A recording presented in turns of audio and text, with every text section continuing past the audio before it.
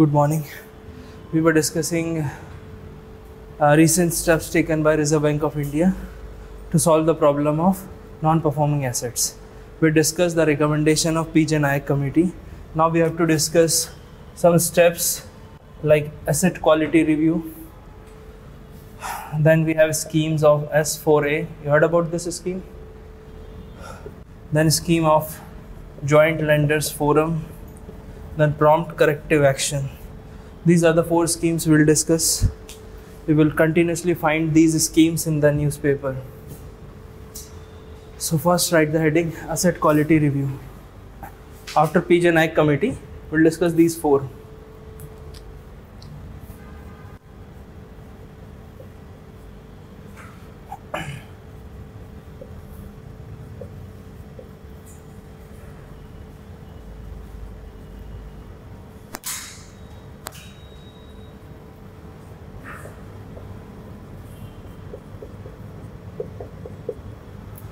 Asset quality review. First one is AQR. What is asset quality review? It is a process of, do not write, just understand. It is a process of continuous review of Reserve Bank of India, review by Reserve Bank of India of all the commercial banks. It means if you see the full form of asset quality review, it means assets are, what are the assets for banks? These are loans. And if you are giving loan, it means you are receiving some kind of collateral in terms of pledged security. So you have to see that asset quality. It means quality of loan. Loan is of standard, substandard, doubtful, or maybe loss asset. Here, because quality means because it depends on the discount rate. If you understand yesterday class, we were discussing about the quality of assets. Quality of assets in the sense simple. If you are able to recover 100% of the amount of principal plus interest, the quality belongs to a standard quality. So second point, we have to discuss the quality of the assets that is pledged by the borrowers to the other banks. So this is the duty of RBI to see the health of a particular commercial banks. Okay, so we'll write few lines. Asset quality review, AQR, is a review conducted by Reserve Bank of India. Is a review conducted by a Reserve Bank of India from time to time.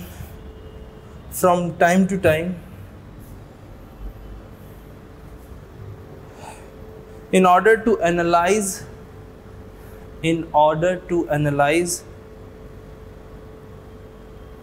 the health of banks in India. The health of banks in India. Full stop. After that, this is a continuous process or continuous review. This is a continuous review to see the quality of assets, that a bank possesses,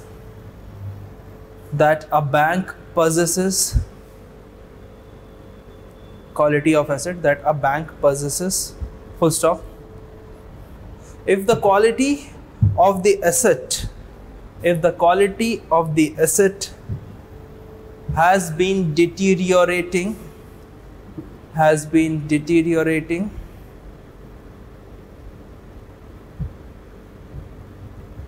then RBI can give guidelines, suggestions, etc. Then RBI can give guidelines, suggestions, etc. to recover the quality of a particular asset. Did we write that it measures the bank's health? No. Next line. Asset called AQR is responsible in measuring the health of a commercial bank. health of a commercial bank to fight against the problems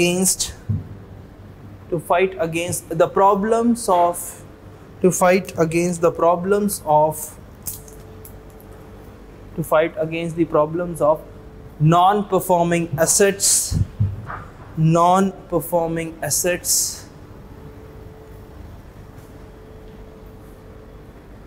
Full stop. That's it. So, have you understood this sentence? Quite easy. Nothing new in this. Asset quality review is done by Reserve Bank of India from time to time to measure the health of a bank in order to fight with the problem of non-performing assets. If a quality of an asset is deteriorating, then RBI will give some kind of guidelines and suggestions to a particular bank in order to improve the quality of their assets.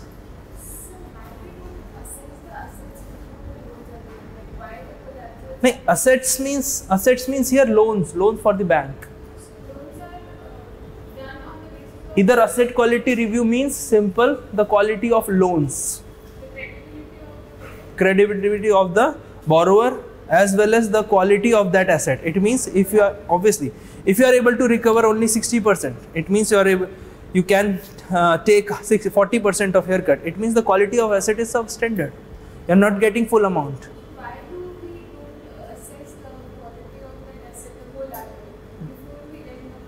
That's the same thing happening, but you remember the yesterday discussion that there was a problem of poor project appraisal. So the decision went wrong at the face. It means in the initial stages you will find that the asset quality of the loan will be fruitful for the bank. But what happened after that, due to economic slowdown, due to the change in the government policies like demonetization and GST, it brings down the private sector incentives to invest in the economy. So whenever the incentives, or what we can say the sentiments, are down there's a concept of MEC. If you understand this concept in economics, core economics, but this will help you in understanding. This is marginal efficiency of capital. Marginal efficiency of capital means how the quality of capital you have. So in simple sense, if in a layman term, marginal efficiency of capital means the profit expectation of the private investors. So marginal efficiency, what's the efficiency of labor? Obviously, it will contribute in the production. So marginal efficiency of the capital relates with rate of return. So whenever you have marginal efficiency of capital is good, it means the incentive given to the private investors are good and the sentiments of the private investors are high. Okay, getting my point? Profit expectation is the most important thing. Suppose you are investing right now in, suppose, electric vehicle. Obviously the prospects are bright. So we'll expect that you will earn profit 5 years, 10 years down the line. But what happened if you find some new technology that the project will go wrong in future? Then it turns out to be a NPA. Getting my point? If you are able to find some cheap technology in comparison to electronic vehicle, you are able to run your vehicle with the help of water. So they may be very cheap. So in 5 years, 10 years down the line, you will switch on all the natural gas elements from that particular, like the bus in Tamil Nadu. That was running on the basis of hydrogen fuel. This one example. Only a trial run happened last to last year of hydrogen fuel. IIT Madras students invented that. Okay, so these are the important things. Now write the next one is S4A. Any idea about this? So write the full form, first full. Scheme for sustainable structuring of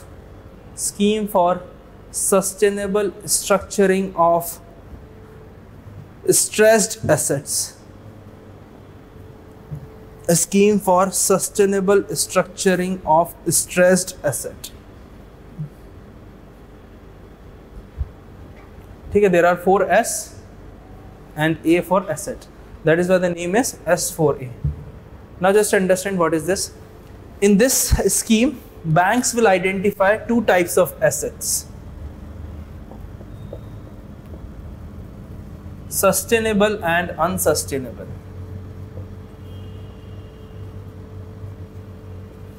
Sustainable and unsustainable, and it is found by an independent evaluation. It means banks itself not segregate their assets into two categories, sustainable and unsustainable. It should be an independent evaluation. Getting my point? If your sustainable asset is more than 50%, then this scheme is applicable to that particular bank. Getting my point? There are two terms only. If 50% of the assets are more sustainable, and after that there is another term, that there must be an independent evaluation or independent difference between sustainable and unsustainable assets done by some independent authority. It means banks are not authorized to segregate their assets into sustainable and unsustainable assets. This concept was given by Raghuram Rajan when he was the governor of Reserve Bank of India. Okay, we'll write few lines. The scheme S4A was a brainchild of ex-RBI governor Dr. Raghuram Rajan, ex-RBI governor Dr. Raghuram Rajan.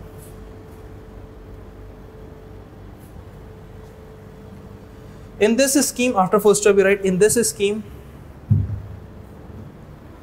there is an independent evaluation and segregation. Independent evaluation and segregation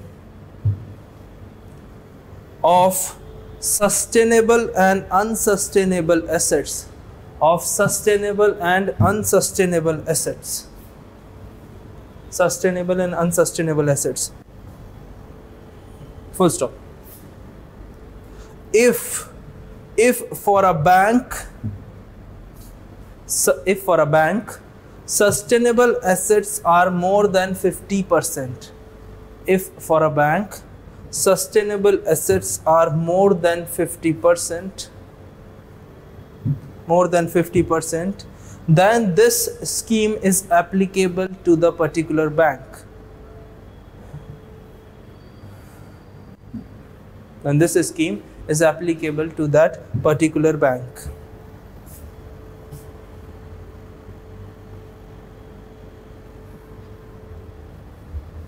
Have you written that independent evaluation? Okay. Next line.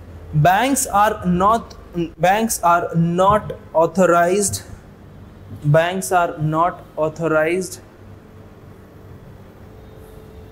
to segregate assets into sustainable and unsustainable.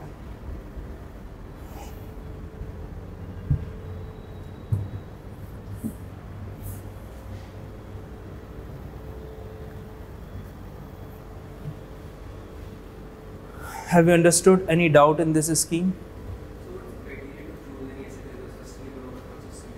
It depends on the restructuring, it depends on the quality of asset. First you do AQR, asset quality review. Then you understand the quality of that asset. If you understand that by restructuring of that particular asset, you are able to recover the full amount of principal plus interest, then this asset will belong to sustainable category. If you will find that the borrower will not able to repay that loan, and unsustainable means whenever the economy is not working in favor. Suppose you have taken a huge amount of loan for investing in a thermal power station in 2003 to 2008 period. That was a period of boom. You have taken a huge amount of loan to establish a thermal power station. But what happened in 2018? You know that there is a grim future of thermal power station because we are switching from non-renewable to renewable. Getting my point? So you know that in next 5 to 10 years, the concept of thermal power station will go down. And these assets, if you are not able to recover the money from the borrower of that particular thermal power station, then you will realize that the asset is unsustainable. Because thermal power station, the loan requirement is of around 30 years, 25 years. These are the amount, these are the time period of loan taken by big particular industries. You remember the discussion of planning. We have invested in 1956, but what happened? We were able to pay in 1980, 1980s till 1990. India was still paying that particular amount of interest as well as principal. So gestation period are huge, huge. So if you find that sectors are not viable for the future, then you will categorize that asset as an unsustainable. Take it clear?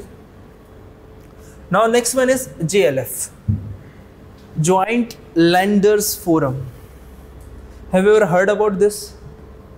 Joint Lenders Forum.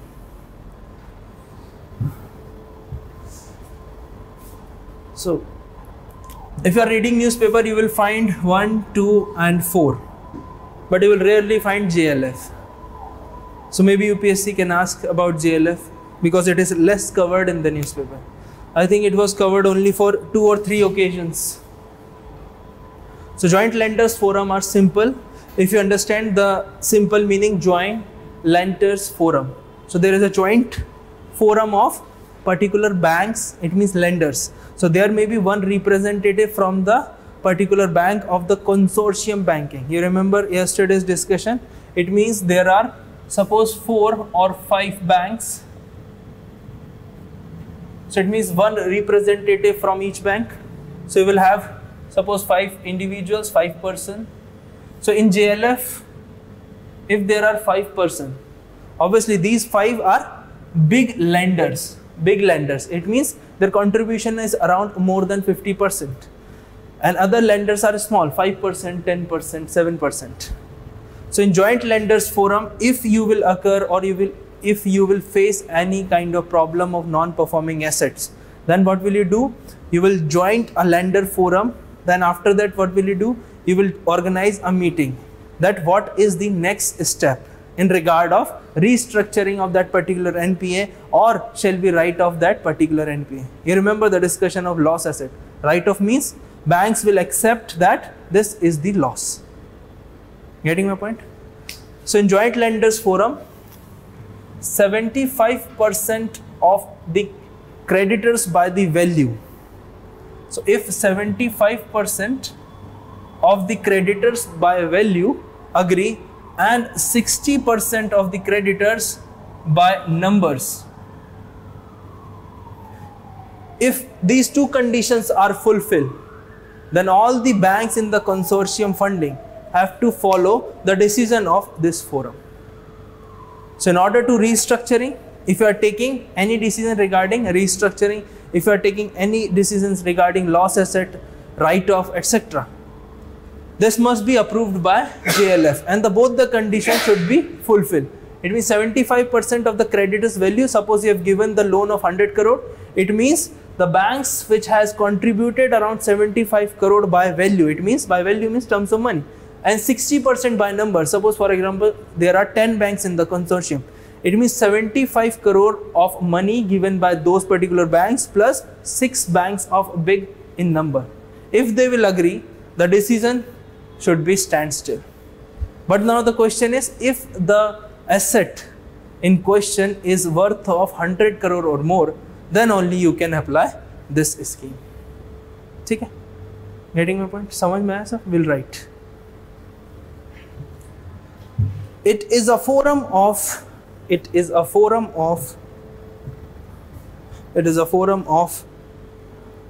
consortium banks. It is a forum of consortium banks which provided the loan to a particular borrower,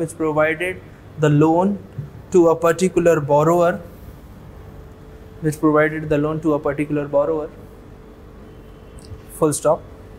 This forum is helpful in taking decisions. This forum is helpful in taking decisions. This forum is helpful in taking decisions regarding restructuring of loan, regarding restructuring of loan, comma, writing of the loan, comma, recovery, etc. First off, if the asset in question is worth 100 crores or more,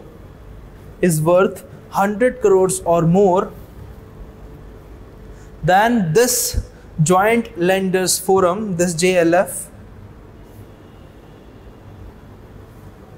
will come into the picture.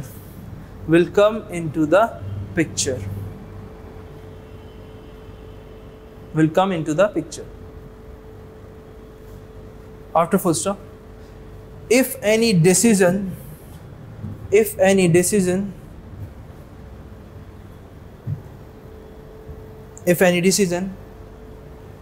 approved by 75% of the creditors,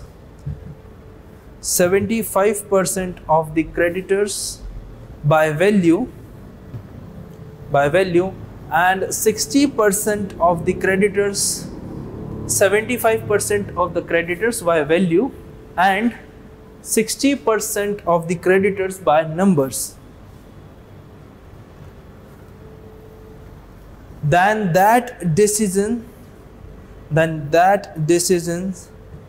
must be followed by the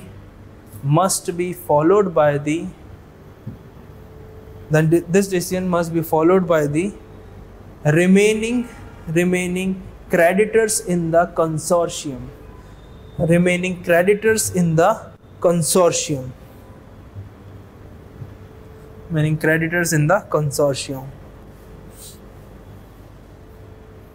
Any doubt regarding this?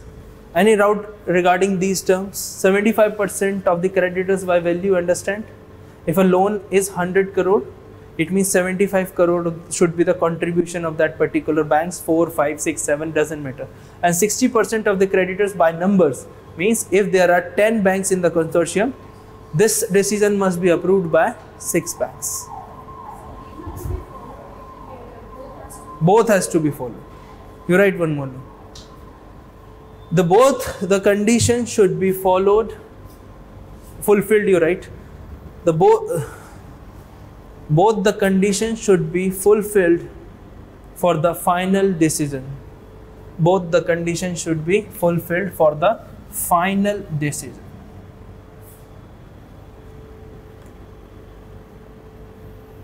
Getting my point? I hope it is clear. ठीक है. Now the last one is your prompt corrective action.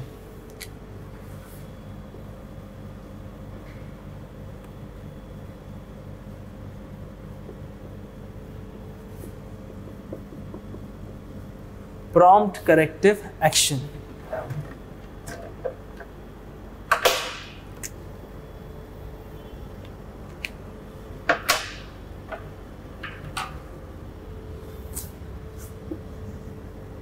Prompt corrective action given by RBI. So you write PCA scheme was the concept given by RBI to counter the problem of NPA, at source.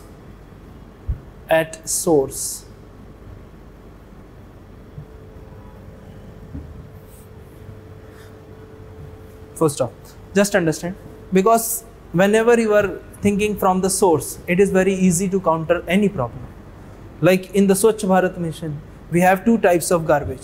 If you segregate that garbage from the source, it means from home, it is easy for the particular on Nagar Nigam and that municipalities, that is easy to segregate in the dumping ground. Getting my point? So on the same lines, if you segregate the problem of NPA into sustainable, unsustainable, capital, net NPA, return on asset, etc., it is very easy to counter the problem at source. So there are three types of category in prompt corrective action.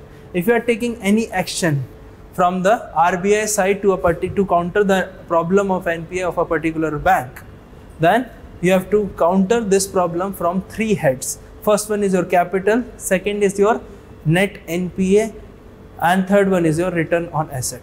So if you analyze these three types of heads, you will able to find the future NPAs. Getting my point? So in prompt corrective action, we have capital of two types. You remember the discussion of CRAR? We had that elaborated discussion on Basel norms. That CRAR, capital to risk weighted asset ratio, and this is CET is common equity tier 1 capital. You remember tier 1, tier 2 capital? Tier 1 capital is also known as core capital. It is the most trusted capital and it belongs to shareholders. It means shares plus paid up capital. So two types of capital in that. CRAR and CET1. Then we have net NPA. So understand the term NPA. What's the meaning of net NPA? It means obviously if you are taking recovery every year, you will able to recover some kind of NPA. So whatever the NPA is at current position, you should deduct the recovery of that particular NPA. Suppose your NPA stands at 100 crore. This year you will be able to recover 5 crores. So net NPA becomes 95 crore. So net NPA and the return on assets is simple. Asset for a bank is loan. Okay. So return on asset means interest rate and ultimately after the maturity full principal amount. So we write something. Did we write something?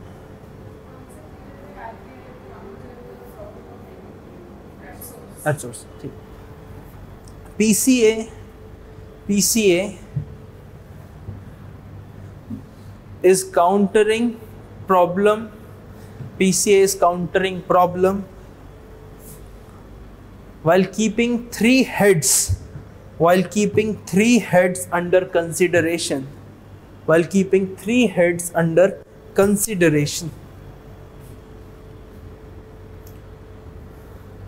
So just draw a small flow chart. PCA, right, like this. Write 1, 2, 3. First one capital, net NPA and return on asset, and under capital you have two types of capital. So draw this flow chart so that you will be you will find very easy to remember.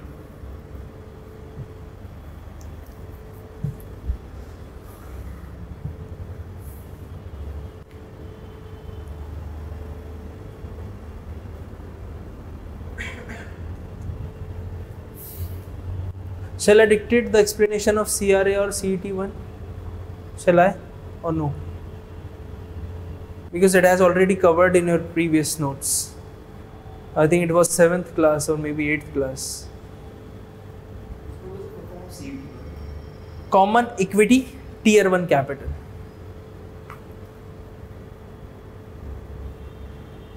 You understand net NPA? Is there any doubt in the term net NPA? And return on assets are simple, interest plus principal at maturity.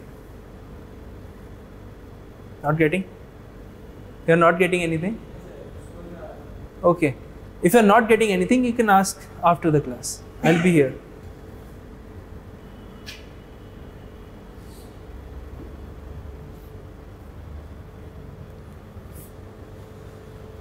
Any doubts? Nothing? We'll write explanation of this. To measure the health of a bank,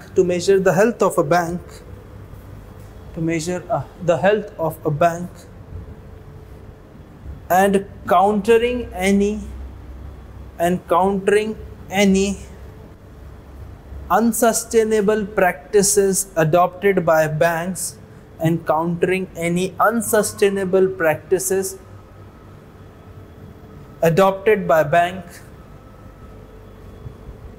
then RBI can put a bank under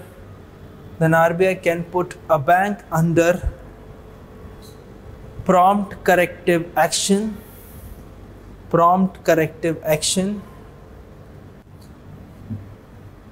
and will be taken under consideration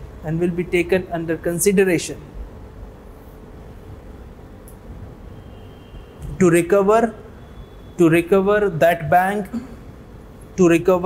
bank as early as possible. Prompt corrective action, full stop. ठीक है? Now you understand, it means suppose RBI will able to find that this bank is adopting unsustainable practices in giving loan. Unsustainable practices means they are giving loan to subprime borrowers, risky customers. It means these practices are unsustainable and you are giving loans at a cheaper rate. So it means whenever you are adopting policies like this, there will be a risk of turning that asset into NPA. So RBI will put that bank under prompt corrective action and will keep an eye on that particular bank so that it will able to recover as early as possible. Any doubt? No? Important schemes. If there is a question of NPA in mains, ध्यान से सुनना. If there is a question of NPA in mains, you should write SICA, that is SICA. You remember what's the full form? Sick Industries Companies Act. Then you should write BIFR. You should mention BIFR, Board for Industrial and Financial Reconstruction. Then you should write NCLT and IBC. These 4 terms should be there in your answer. And if you are writing any recovery provision, you should write these steps taken by Reserve Bank of India. Very, very important. You write in one line wherever you want, in the last or. If there is a question on NPA, you should write SICA, BIFR, NCLT, IBC. ये आपके answer में होना ही चाहिए. This should be the part of your answer. SICA, BIFR, NCLT and IBC. And if they are asking for any solution, you should write steps taken by Reserve Bank of India. So the surface mention नहीं भी करोगे तो चल जाएगा. But if you are talking about recovery of NPA or the answer of NPA, this should be there. Because SARFAESI Act only gave the power to the banks in order to recover the loans from the market. So it means it was just an empowerment given to the bank. If you remember the full form of SARFAESI Act, you will understand what is the main genesis of that act. Full form में सब कुछ है. ठीक है? Shall I rub it?